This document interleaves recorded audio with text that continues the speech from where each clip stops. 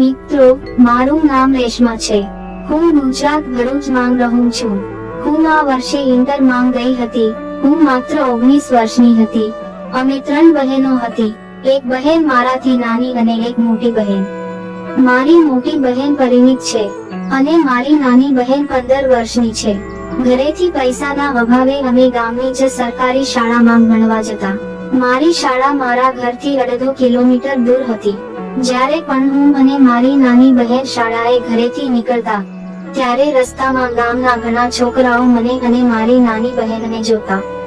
શાળાના છોકરાઓ હંમેશા મારા પર નજર રાખતા. આ બધું અવગણવું એ મારી આદત બની ગઈ હતી. મારી નાની બહેન પણ અમુક સમયે છોકરાઓને ધમકાવતી હતી, પણ હું ચૂપ રહેતી. હું મારી નાની બહેનને કહેતી કે આવું ના કર, કારણ કે આ ઉંમરે આ બધું સહન કરવું પડે. આજે મને ક્લાસમાં ઠપકો પડ્યો, કારણ કે મારો ડ્રેસ થોડો ફાટ્યો હતો. કારણ કે પહેલા હું થોડી પાતળી હતી, પરંતુ થોડા મહિનાઓથી હું એકદમ જાડી થઈ ગઈ હતી, જેના કારણે મારા સંતરા પણ ઘણા મોટા થઈ ગયા હતા. આ કારણે મારો સ્કૂલ ડ્રેસ ટાઈટ થવા લાગ્યો હતો અને તે હાથથી થોડો નીચે ફાટી ગયો હતો. આ બાબતે મેમને મને ખૂબ ઠપકો આપ્યો. મેં તેમને કહ્યું કે હું કાલે સીવડાવી દઈશ. પણ પૈસાની અછતને કારણે હું વિચારવા લાગી કે પૈસાની વ્યવસ્થા કેવી રીતે થશે. મેં મારી એક મિત્ર પાસેથી 100 રૂપિયા ઉછીના લીધા અને એક દુકાનમાં જઈને કુર્તાનું કાપડ ખરીદ્યું. મારા ગામમાં એક દરજી હતો. તે મહિલાઓના કપડાં ખૂબ સારી રીતે સીવે છે, પરંતુ હું છેલ્લી વખત સિલાઈના પૈસા ચૂકવી શકી ન હતી. તેથી જ હું સંકોચને કારણે તેની પાસે જવા ખચકાતી હતી. પરંતુ હવે હું લાચાર હતી, કારણ કે શાળાનો ડ્રેસ પણ આવતીકાલ સુધીમાં સીવડાવવાનો હતો. સાંજે શાળાએથી પાછી આવતાની સાથે જ મેં મારી માતાને કહ્યું કે તેને નવો ડ્રેસ સિલાઈ કરાવવો પડશે. મારી વાત સાંભળીને માતાએ મને બીજી 4 વાતો કહી. મેં કેટલી વાર કહ્યું છે કે ચાટી ચાટીને જાડી થઈ રહી છે. ડ્રેસ તો પછી ફાટી જ જશે ને. ડ્રેસ થોડો ઓછો ટાઈટ રાખ, પણ તારે ફેશન પણ બતાવવી છે, તો તું શું કરીશ? માએ પણ ઘણી બધી વાતો કહી. હું ચૂપચાપ માની વાત સાંભળતી રહી અને કુર્તાનું કપડું પોલિથીનમાં રાખી દરજીની દુકાને પહોંચી. મને જોઈને ટેલર થોડું હસ્યો અને વિચાર્યું હશે કે તે છેલ્લી લોન ચૂકવા આવી હશે.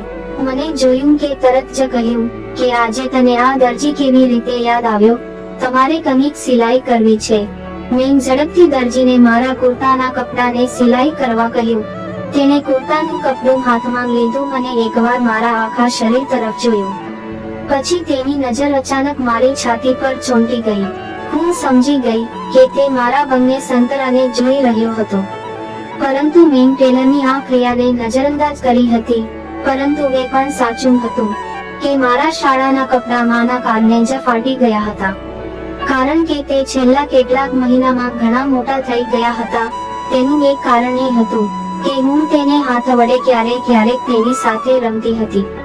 રાત્રે સૂતી વખતે જ્યારે હું બેચેન થઈ જતી, ત્યારે હું તેની સાથે હાથ અને આંગળીઓ વડે રમવાનું શરૂ કરી દેતી. આ કારણે તે ઘણા મોટા થઈ ગયા હતા. દરજીએ ટેપ ઉપાડીને મારો હાથ માપવા માંડ્યો અને પછી બીજા હાથનું માપ લેતી વખતે તેને પૂછ્યું કે તમે કઈ મિલનો લોટ ખાઓ છો? હું સમજી ગઈ કે દરજી શું કહે છે. તે મારી મજાક ઉડાવી રહ્યો હતો. હું થોડીક હસી. પછી તેને મારા સંતરા પણ માપ્યા. જ્યારે તેનો હાથ મારા સંતરાને સ્પર્યો, તો જાણે મને ઇલેક્ટ્રિક શોક લાગ્યો. કારણ કે આજ સુધી મેં ક્યારેય તેના પર કોઈનો સ્પર્શ અનુભવ્યો નથી. પણ આજે તેની સ્પર્શીની શૈલીએ મારા હૃદયમાં એક વિચિત્ર લહેર ઊભી કરી હતી. બપોરનો સમય હતો. તે સમયે કદાચ તેની દુકાનમાં બધા હેલ્પર જમવા જાય છે. ટેલર અને હું તેની દુકાનમાં એકલા હતા. હું તેના સ્પર્શનો આનંદ માણી રહી હતી, તેથી હું ના કહી શકી નહીં. આનાથી ટેલરની હિંમત પણ વધી અને તે આગળ વધ્યો. હવે મારી આંખો તેની નજર સાથે ટકરાઈ રહી હતી. પછી અચાનક તેણે તેના બંને હાથ મારા હાથ પર મૂક્યા અને કહ્યું, ઠીક છે, તારો કુર્તાની કાલ સુધીમાં સિલાઈ થઈ જશે. હું તેની વાત સાંભળીને થોડું હસી અને પૂછ્યું કે તેની કિંમત કેટલી થશે. તો દરજીએ કહ્યું, પૈસાની ચિંતા ન કરો. એમ કરો, જૂની વાત પણ ભૂલી જાવ. બસ હું જે કહું તેના માટે સંમત હો તો તમારા માટે બધું મફતમાં થઈ જશે. ટેલરની વાત સાંભળીને મને થોડું આશ્ચર્ય થયું અને પૂછ્યું કે કઈ વાત છે. હું સમજી ગઈ હતી પણ દરજી પાસે બોલાવવા માંગતી હતી. પછી દરજીએ તેની દુકાનનું શટર નીચું કરીને મને ટેબલ પર બેસવાનું કહ્યું અને પોતે બાજુમાં પડેલા સ્ટૂલ પર બેસી ગયો અને મારો હાથ પકડીને કહ્યું કે હવે તું મોટી થઈ ગઈ છે. તું મોટી પણ થઈ ગઈ છે અને જુવાન પણ. તારી પણ કેટલીક જરૂરિયાત હશે, તો હું તારી જરૂરિયાત કેમ ન પૂરી કરું અને તું મારી પૂરી કર. આટલું સાંભળ્યા પછી હું કંઈ બોલી ન શકી અને ચૂપ થઈ ગઈ. ટેલરે મારું મૌન હા સમજી લીધું અને હું પણ મારા મનથી તૈયાર હતી. પછી તેણે પોતાનું કામ જોરદાર ઝડપે કરવાનું શરૂ કર્યું. પહેલા તેમણે કુર્તો ઊંચો કરી બ્રા ઊંચી કરી મારા સંતરા દબાવ્યા અને ખૂબ જોરથી ચૂસ્યા. ટેલરની આ ક્રિયાથી મારા શરીરમાં કંપારી આવી ગઈ.